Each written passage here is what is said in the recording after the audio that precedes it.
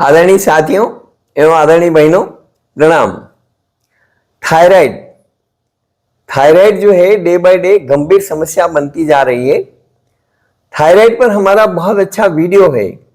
उसके अलावा भी हमने एक चटनी का रेसिपी बता रखा है जो थायराइड को ठीक करती है।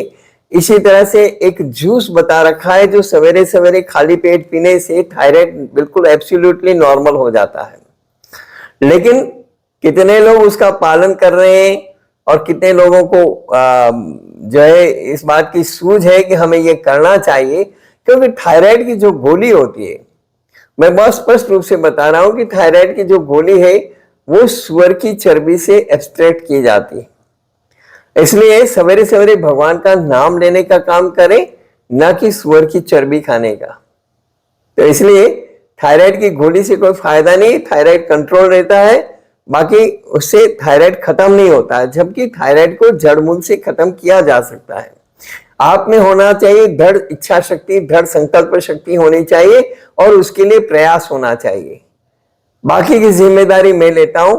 यदि आपने 100% मेरी चीजों को पालन किया, आपका थायराइड निश्चित रूप से खत्म होगा। थायराइड पर हमारे बहुत अच्छे वीडियो हैं, उनका 100% पालन करिए।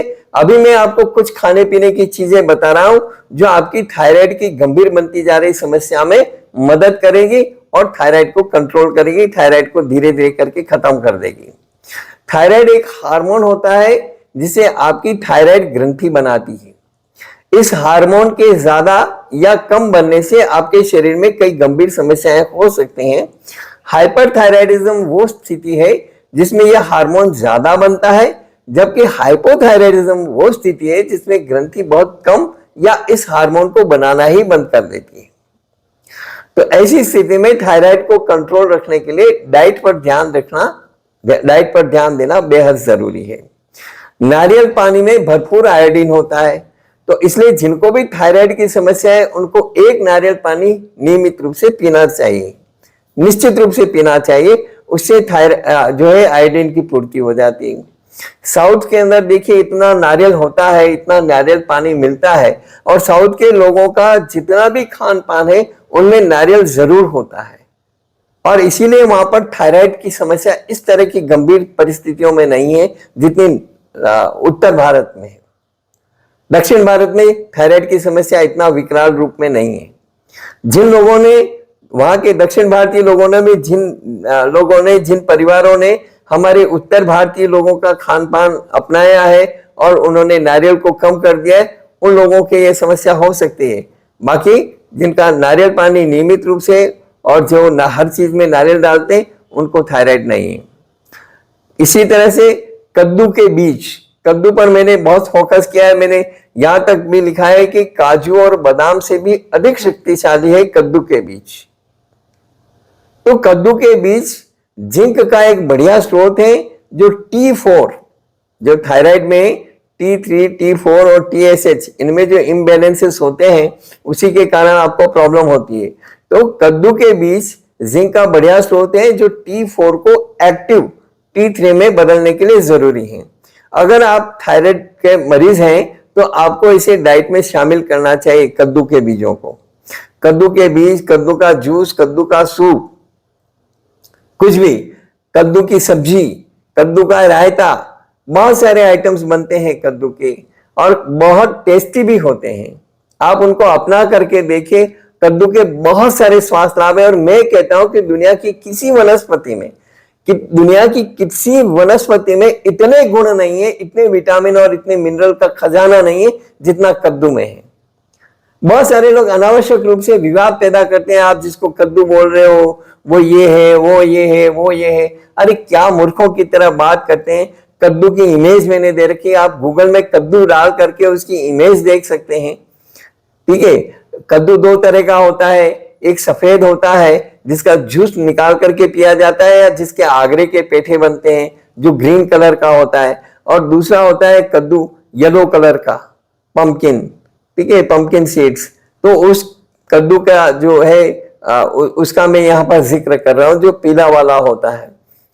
ठीक है, बहुत सारे लोग काशी फल बोलते हैं, बहुत सारे लोग पेठा बोलते हैं, लेकिन अलग अलग जगह अलग अलग भाषाएं, कहीं करीमा बोलते हैं, कहीं क्या बोलते हैं, लेकिन वो चीजें विवाद का विषय नहीं है। लोग अनावश्यक रूप से इसमें सवाल खड़ा करते हैं और अपनी अक्ल बताने की कोशिश करते हैं, जो बहुत गलत है, अनावश्यक रूप से टाइम की बर्बादी है। और अब मैं सोचता हूं कि मैं ऐसे लोगों को जवाब भी मुझे नहीं देना चाहिए जो जबरदस्ती अपनी अक्ल पहल रहे हों, ठीक है, क्योंकि ये बहुत सिंपल चीज है। कद्दू गूगल में डाला, इमेज देखी, पता लग जाएगा। जो लोग कद्दू में नहीं समझ रहे हैं वो आराम से ऐसा कर सकते हैं और कद्दू को देख सकते हैं। तो कद्दू के बीज जो है जिंक का बढ़िया खजाना है और T4 को एक्टिव T3 में बदलने के लिए जरूरी है। अगर आप थायराइड के मरीज हैं तो आपको इसे डाइट में शामिल करना चाहिए। इसी तरह से कड़ी पत्ता, कड़ी पत्ते पर भी मैंने बहुत ज्यादा फोकस किया और कड़ी पत्ता से शुगर भी खत्म होती है, क्योंकि कड़ी पत्ते में नेचुरल इंसुलिन होता है। कड़ी पत्ता कॉपर का एक अच्छा स्रोत है जो थायरोक्सिन हार्मोन T4 के उत्पादन को बढ़ाता है और शरीर के कैल्शियम लेवल को कंट्रोल करके ब्लड सेल्स में T4 के अधिक अवशोषण को रोकता है। तो ऐसी स्थिति में वो कड़ी पत्ता भी फायदेमंद है। और जो चटनी है, हमने कहा है, उस चटनी में हरा धनिया है जो आपको थायराइड में फायदा करता है, कड़ी पत्ता है जो आपको थायराइड में फायदा करता है, पुदीना है जो आपके पेट को सही संतुलन बनाए रखता है। तो कड़ी पत्ता, पुदीना और हरा धनिया, ये तीनों बराबर मात्रा में लेकर के चटनी बनानी है। हरे धनिया की चटनी प्राय हर घर में बनती है, तो उस चटनी को बनाने के दौरान आप ये बात ध्यान रखें कि तीनों चीजें बराबर मात्रा में लेना है, तो ये बहुत फायदा करेगा। इसी तरह से हरे धनिया का जो मैंने सारा बताया, हरा धनिया बहुत फायदा करता है। इवन आपका फेट, यदि आपका हाइपोथायराइडिज्म है और आपका फेट बढ़ रहा है, पेट बढ़ रहा है, तो उसको भी कंट्रोल करेगा। इसी तरह से तुलसी, अलसी और सब्जा। अलसी ओमेगा 3 फैटी एसिड का खजाना है, उसके लिए आपको मछली का तेल का सेवन करने की जरूरत नहीं है, ठीक है ना। अखरोट भी ओमेगा 3 फैटी एसिड का खजाना है।